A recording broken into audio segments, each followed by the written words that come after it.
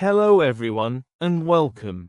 In this video, we'll be diving into the world of Power BI, focusing specifically on one of the most important concepts: advanced data modeling.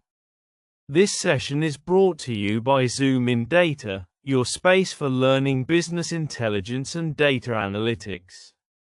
So, let's get started and understand how Power BI connects to different data sources and why this process is so essential in today's data-driven world. First question: what is a role-playing dimension in Power BI? Explain with an example. A role-playing dimension is a single-dimension table that is reused multiple times in different contexts within the same data model. In Power BI, this is commonly applied to a date dimension, where one date table can logically represent different business timelines such as order date, ship date, invoice date, or delivery date.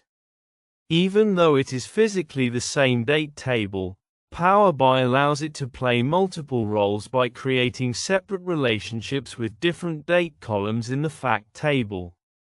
For example, in a sales fact table, the same date dimension may be duplicated as order date, ship date, and delivery date, allowing users to analyze sales based on any of those temporal perspectives independently.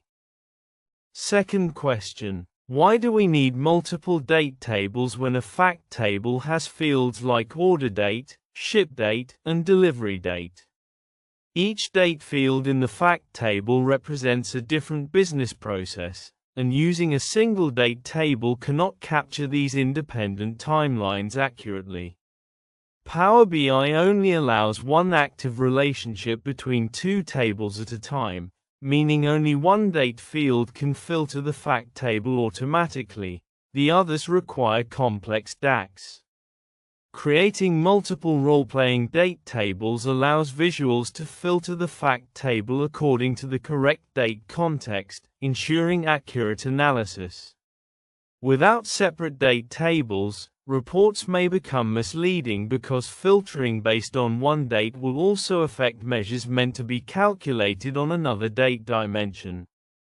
Third question: how do you create multiple role-playing date tables in Power BI using the same date dimension? First, build a master date table using DAX, Calendar or Calendar Auto, or import it from a data source to serve as the central time dimension. In the model view, right-click the date table and choose Duplicate, creating additional physical copies that will act as role-specific date tables. Rename each duplicated table to match its role, for example, order date, ship date, and delivery date, to maintain a clean and readable semantic model. Finally, create relationships between each role-specific table and its corresponding date field in the fact table, ensuring each date dimension filters the fact table independently based on its role. Fourth question: what problems occur if you use a single date table for all date fields without making role-playing dimensions? Power BI restricts each pair of tables to one active relationship, so only one date field will have an active connection, causing all visuals to filter using only that date irrespective of the intended analysis. When analyzing other date fields, ship date or delivery date, visuals may display incorrect or incomplete results, leading to flawed business insights. Users will need to rely on use relationship, cross-filter, or complex DAX measures just to activate the correct date relationship, making the model unnecessarily difficult to maintain. Filtering across multiple date perspectives, e.g., comparing order date versus delivery date, becomes nearly impossible without role-playing tables, reducing the flexibility and accuracy of the report. Fifth question: you have a fact sales table with order date, ship date, invoice date. How will you implement role-playing dimensions so that the user can filter the report by all three dates independently? First, create a single master date table using DAX. Then, duplicate the table twice in the model view so that there are 3 copies, one for order date, one for ship date, and one for invoice date.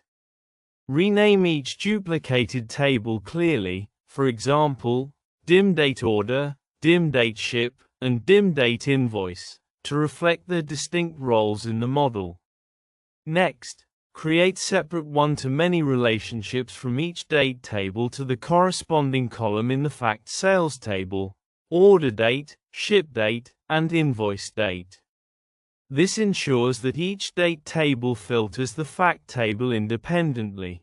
Finally, use each role-specific date table directly in visuals, such as slices or filters, so users can slice metrics by any of the 3 timelines without affecting the others. Sixth question: how can use relationship be used to activate a specific role-playing date table for a DAX measure? Power BI allows only one active relationship between a fact table and a dimension at a time. The use relationship function is used to activate an inactive date relationship temporarily for a specific calculation. This function is used inside Calculate and momentarily enables the specified inactive relationship, allowing the measure to follow that date dimension instead of the active one. It is especially useful when the default active relationship is order date, but a measure needs to be calculated based on ship date or invoice date. Using use relationship ensures the correct time context for the calculation without changing the model structure or manually switching the active relationship. Seventh question: how can a measure be created to calculate total sales by ship date while order date remains the default active relationship? Since order date is the active relationship, the ship date relationship is inactive by default. To calculate sales based on ship date, the inactive relationship must be activated temporarily. This can be done by creating a measure using use relationship inside Calculate, which ensures that the fact sales table is filtered using the ship date dimension. For example, writing total sales by ship date equals calculate sum fact sales amount, use relationship dim date ship date, fact sales ship date will calculate total sales by ship date. This allows visuals to correctly reflect sales filtered by shipping timelines without affecting other measures that rely on order date. Eighth question: how can the model be optimized if 5 fact tables require the same 3 date roles: order, ship, and delivery? Instead of duplicating the date table 15 times, create only 3 centrally managed date tables: order date, ship date, and delivery date. Connect each of these 3 role-playing date tables to the corresponding date column in all relevant fact tables, following a conformed dimension approach. This reduces memory usage, avoids unnecessary table duplication, and ensures consistent filtering behavior across all fact tables that use the same date role. Additionally, maintain consistent naming conventions and shared hierarchies, such as year to quarter to month, across all 3 date dimensions to simplify DAX, visuals, and long-term model maintenance. Ninth question: what is a bridge table and why is it used in Power BI? A bridge table is an intermediary table used to connect 2 tables that naturally have a many-to-many relationship. It contains unique key combinations, often mapping records, which allow each table to connect through a one-to-many relationship instead of directly using many-to-many links. Power BI struggles with natural many-to-many relationships because they can cause ambiguity, double counting, and incorrect aggregations. A bridge table helps normalize the relationship structure, ensuring that filters flow correctly and measures return accurate results without duplication. 10th question: Explain how bridge tables solve many-to-many relationships. A bridge table contains unique pairings of keys from both sides of the many-to-many relationship, ensuring each original table connects to the bridge via one-to-many relationships. This eliminates ambiguity by creating a clean filtering path, where filters from one table propagate through the bridge to the other table predictably. It prevents double counting because the bridge table removes duplicate combinations that would otherwise distort aggregated measures. Using a bridge ensures Power BI follows a single direction of filter flow, resulting in correct totals, counts, and relationships in visuals. 11th question. What is the difference between a bridge table and a reference table? A bridge table is used to fix many-to-many relationships by storing mapping combinations, e.g., product category mappings, while a reference table is simply a lookup table containing unique values from one column. Bridge tables typically contain multiple columns representing relationships, whereas reference tables are often single-column dimension tables used for slicing and filtering. Reference tables are meant for reporting and filtering, while bridge tables are more technical structures designed to correct relationship behavior in the model. A reference table does not change cardinality. A bridge table explicitly restructures cardinality to convert m into 1, m plus m, 1. 12th question. When would you choose a bridge table instead of using CROSSFILTER dual? You would use a bridge table when you have complex many-to-many mappings, such as products belonging to multiple categories or students enrolled in multiple courses. Bridge tables are preferred when the relationship must remain one-directional for model clarity, whereas CROSSFILTER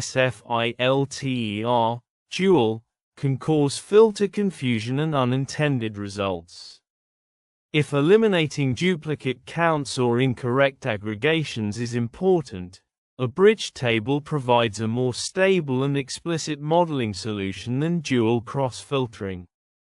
In large enterprise models, bridge tables are recommended because they keep relationships transparent, scalable, and easier to maintain, whereas CROSSFILTER dual can complicate debugging. 13th question. A product can belong to multiple categories, and a category can have multiple products. How will you implement a bridge table here? Create a product category bridge table that stores one row for each valid product category combination, such as product ID plus category ID pairs. Connect the products table to the bridge table using a one-to-many relationship on product ID, and connect categories to the bridge with another one-to-many relationship on category ID. In the model, ensure both relationships filter downstream by setting the cross-filter direction to single, preventing ambiguous filter paths. Use the bridge table in any DAX or visuals to ensure that a product associated with multiple categories is counted correctly without duplication or missing values. 14th question. How can a bridge table be designed for a many-to-many relationship between doctors and patients, and what are the cardinality and cross-filtering settings?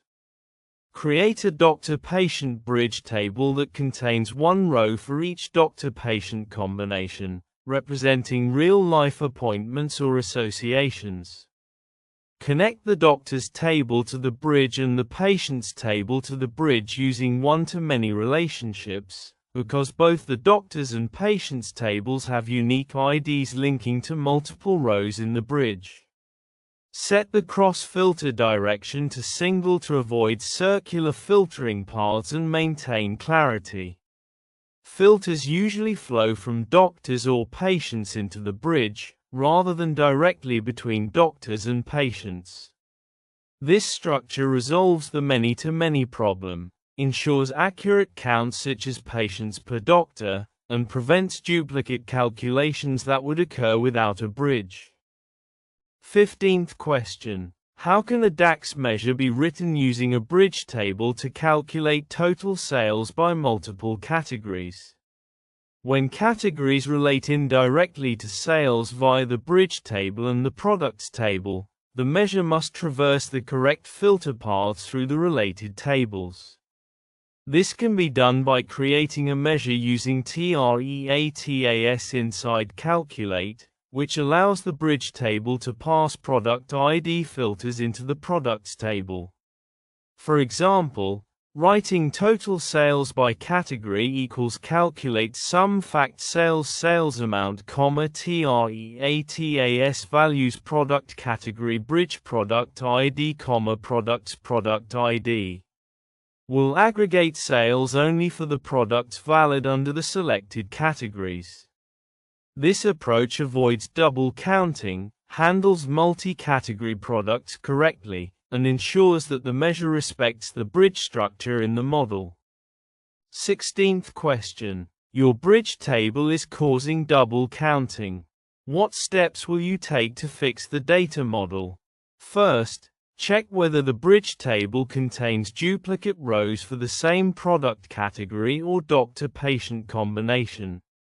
If duplicates exist, remove them or rebuild the bridge using the distinct function. Next, verify that cross-filter directions are set to single, because using both or automatic directions can create multiple filter paths, leading to inflated totals. Ensure that the fact table, such as fact sales, is related to only one side of the bridge, usually the products table. Connecting a fact table to both ends can introduce circular ambiguity. Finally, review the DAX measures. If they use sum X or flattening operations across the bridge, rewrite them to use treaters or other bridge-aware logic that filters using unique keys rather than summing across all combinations. 17th question. What is the difference between a fact table and a dimension table in Power BI? A fact table stores business events or transactions, such as sales, orders, or clicks. It contains numeric, aggregatable measures like sales amount, quantity, or revenue. A dimension table provides descriptive attributes, such as product name, category, or customer region, which give context to the numbers in the fact table. Fact tables usually have foreign keys referencing the surrounding dimension tables. Dimension tables have primary keys and contain unique values. Fact tables tend to grow vertically with many rows over time, whereas dimension tables are generally smaller and change less frequently. 18th question. What is the difference between a star schema and a snowflake schema, and which one is recommended for Power BI? In a star schema, a central fact table connects directly to multiple denormalized dimension tables, forming a simple, flat structure. This design is easy to query and fast for analytics. In a snowflake schema, dimension tables are further normalized into multiple related tables, for example, product to category to segment. This adds extra joins and complexity to the model.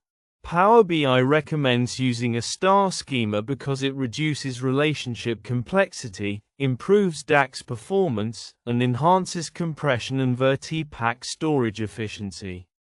Snowflake schemas can cause slower query performance and ambiguous relationships, which is why they are generally avoided in Power BI data models. 19th question. What are surrogate keys and why are they used in fact or dimension tables? A surrogate key is an artificial, system-generated key, usually an integer, used as the primary key in dimension tables instead of natural keys like names or codes. They ensure consistency and uniqueness, even when natural attributes change over time, making the data model more stable and reliable. Surrogate keys help manage slowly changing dimensions, SCDs, where the same natural key may have multiple historical versions. Fact tables use surrogate keys as foreign keys because they reduce storage, improve performance, and provide clean relationships without duplicate or missing values. 20th question. Explain grain of a fact table with a real example. The grain defines the exact level of detail or granularity of each row in the fact table, which determines how the data should be analyzed.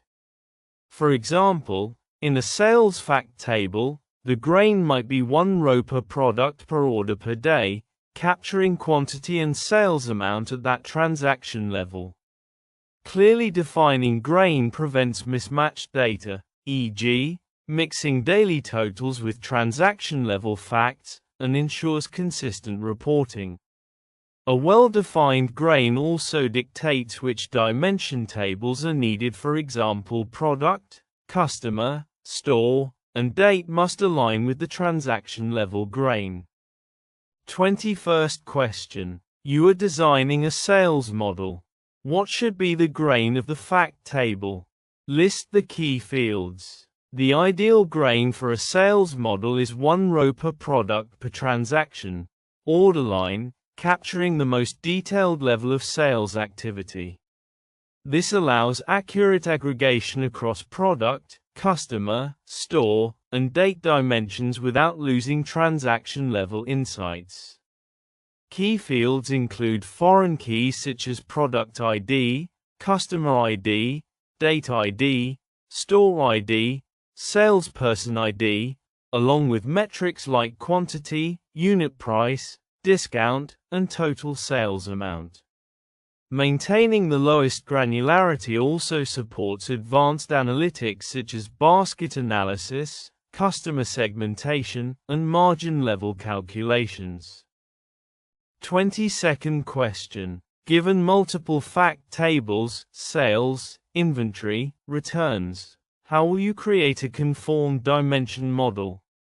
Build shared dimension tables such as date, product, store, and customer, and ensure that all fact tables connect to these dimensions using the same surrogate keys.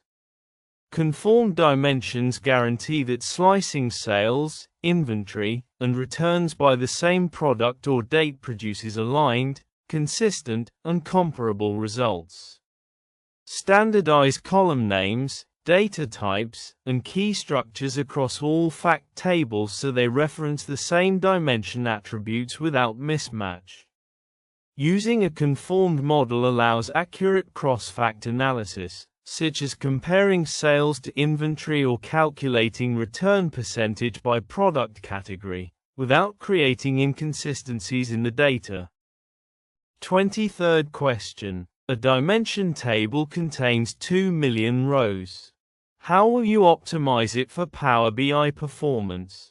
Remove unused columns, especially high-cardinality attributes like detailed descriptions that harm VertiPack compression. Split or normalize extremely large dimensions into hierarchy tables or helper tables if needed, for example separate region, subregion, country. Create surrogate integer keys to reduce storage size and improve relationship joins, replacing long string-based natural keys. Use encodings, proper data types, and disable unnecessary relationships or hierarchies to further optimize memory usage and refresh performance. 24th question. Your fact table has text columns and repeated values. What transformations do you need to perform before loading into Power BI? Remove or extract text attributes into dimension tables to reduce fact table size and improve model efficiency. Replace repeated text fields, for example product name, region, with foreign keys pointing to dimension tables, ensuring normalized structure. Convert text to categorical lookup values, surrogate keys, wherever possible, because numerically encoded keys compress far better in VertiPack.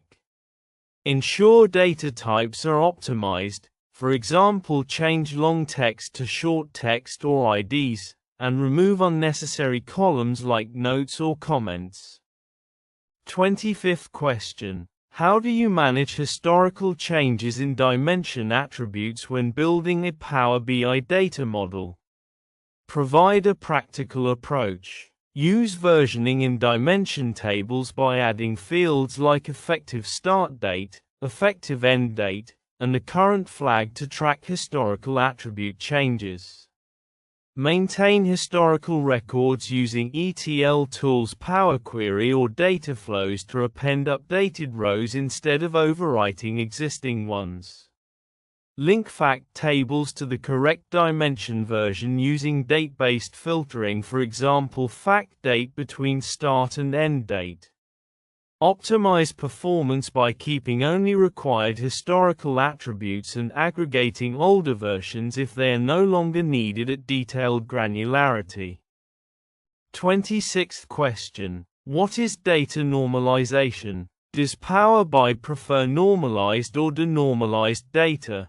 Data normalization is the process of structuring data into multiple related tables to reduce duplication and maintain data integrity.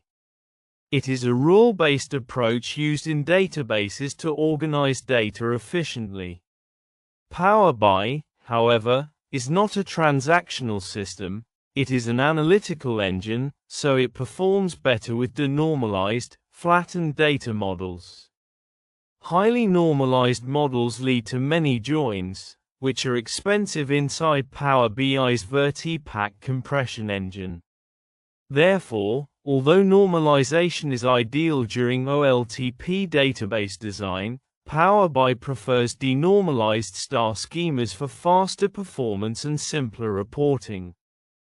27th question. Explain 1NF with simple example. It ensures that a table contains only atomic, single, values and no repeating groups.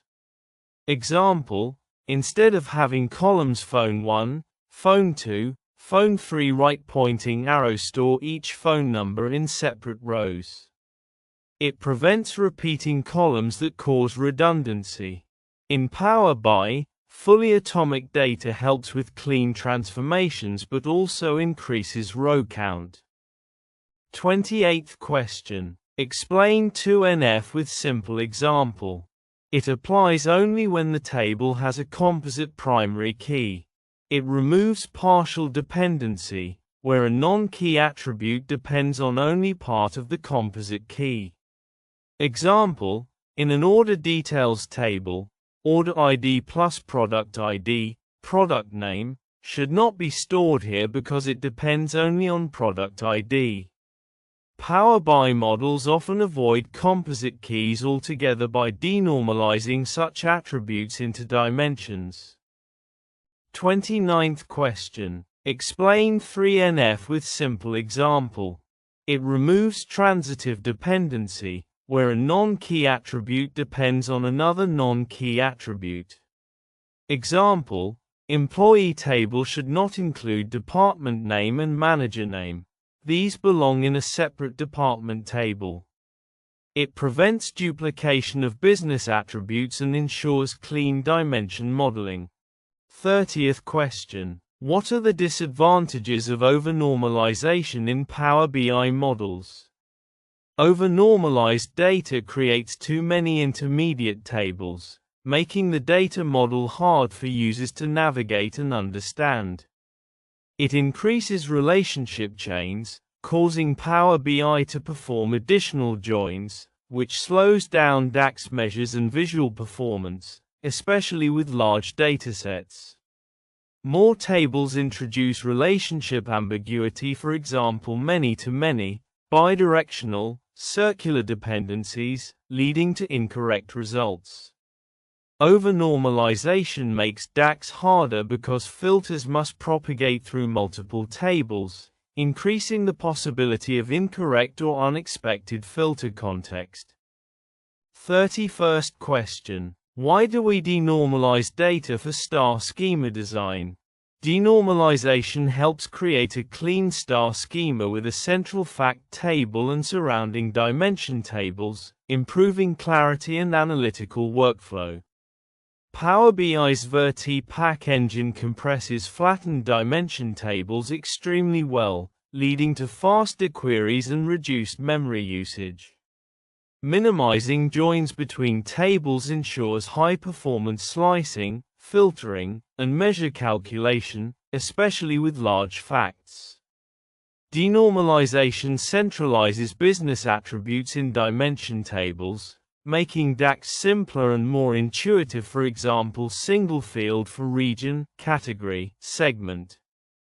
30-second question. You receive a highly normalized OLTP dataset, 10 plus tables. Describe your steps to convert it into a Power BI star schema. Begin by identifying business processes, sales, orders, payments, inventory, and determine which tables represent facts, transactional tables with numeric measures, and which represent dimensions, lookup tables with descriptive attributes. Merge or flatten related dimension tables using Power Query, joins like merge queries, so that each dimension becomes a single, denormalized table with a surrogate key. Create a central fact table by referencing only keys and numeric values, removing unnecessary text fields and ensuring a consistent grain, for example, one row per order line. Build the star schema by connecting dimension tables to the fact table using one-to-many relationships, ensuring a clean and optimized Power BI model.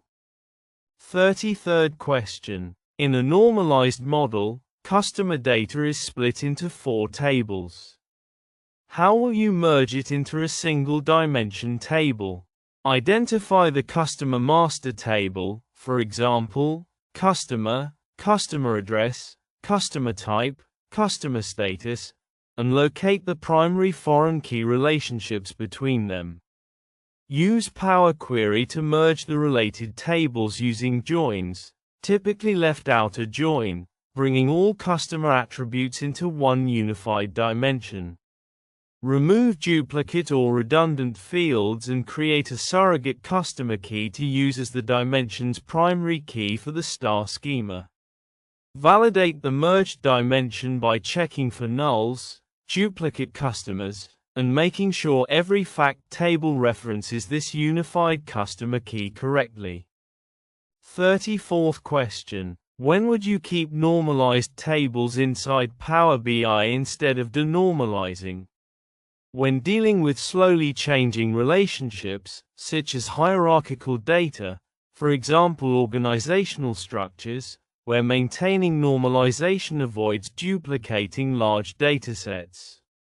When datasets are extremely large and denormalization would cause massive duplication, making the model unnecessarily heavy or uncompressed. When maintaining a normalized structure is required for data security or row-level filtering, where separate tables simplify security rules. When the source system refreshes continuously and it is more efficient to reuse normalized source tables instead of rebuilding transformed tables during every refresh. 35th question. How do you identify if a dataset is over-normalized or under-normalized during data modeling? A dataset is over-normalized when too many small tables exist, requiring multiple joins to retrieve common business attributes and causing performance or filter propagation issues in Power BI. A dataset is under-normalized when the same attributes, for example, address, category, region, appear repeatedly in fact tables, causing data duplication and bloating the model. Over-normalization often shows up as long relationship chains, 3 to 5 tables deep, whereas under-normalization shows very wide tables with many text columns. In an ideal star schema, dimensions should be wide and descriptive, and facts should be narrow and numeric, so deviations from this pattern signal normalization issues. Thank you for watching this session. If you have any questions, you are welcome to contact ZoomInData through our website, email, or phone.